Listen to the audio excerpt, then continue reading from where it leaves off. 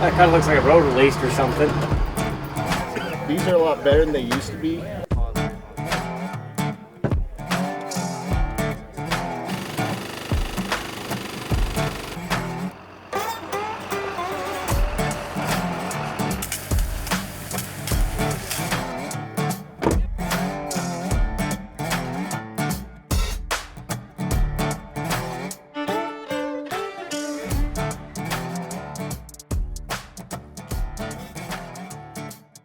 RFPA is a Rangeland Fire Protection Association that is chartered by the Oregon Board of Forestry. We're volunteer-based, and typically we're providing wildland fire suppression services to the unprotected lands of the state of Oregon.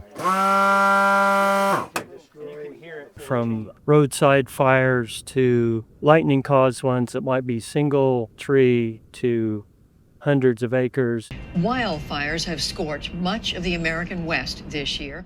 They take on the responsibility of protection for their geographic area of land, and in return, the state of Oregon provides them assistance because of the value they provide to the state. And so that's what myself and my coworkers do, is we help them with training, we help them acquire equipment, we reimburse them for liability insurance, we help them with grants. They're completely based on volunteers, and so it has to be driven by the landowners. The landowners have to want to do it.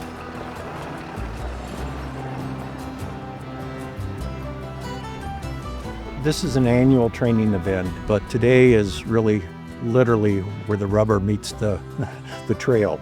Getting our equipment out and making sure that we know how to use it and how to operate it. We went through engine by engine, answering any questions or difficulties that our crew operators might have encountered or are curious about. And then we conducted some actual exercises where we are conducting how to protect an engine if it gets involved in a fire. We are very bare bones organizations. Like this piece of equipment is a combination of a military truck that was donated to us and this piece of slip-on firefighting equipment that, yes, we did a lot of upgrades on it, but to begin with, it was a Forest Service piece of equipment.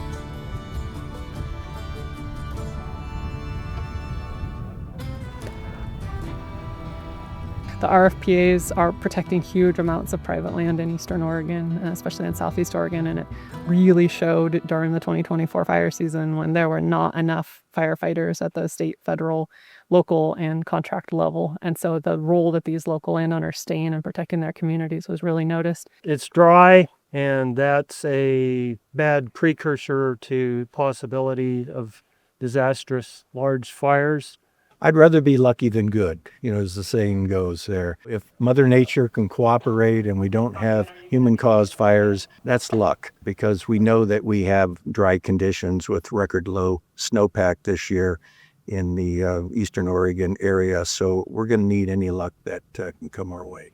This wildland is habitat not only to our domesticated livestock, but a tremendous amount of wildlife. And one of them that has gained a lot of notoriety in the last few years is the sage grouse. They're a pretty humble group. They don't do this for recognition. They do this to protect their livelihoods and their communities. So it's kind of how it rolls. There are also 29 individual RFPAs, and so they don't tend to share their story. There is a lack of the story being told. I think the 2024 fire season really helped to bring out what they do. Like I said, there was such a need, and they had such a role in their local areas.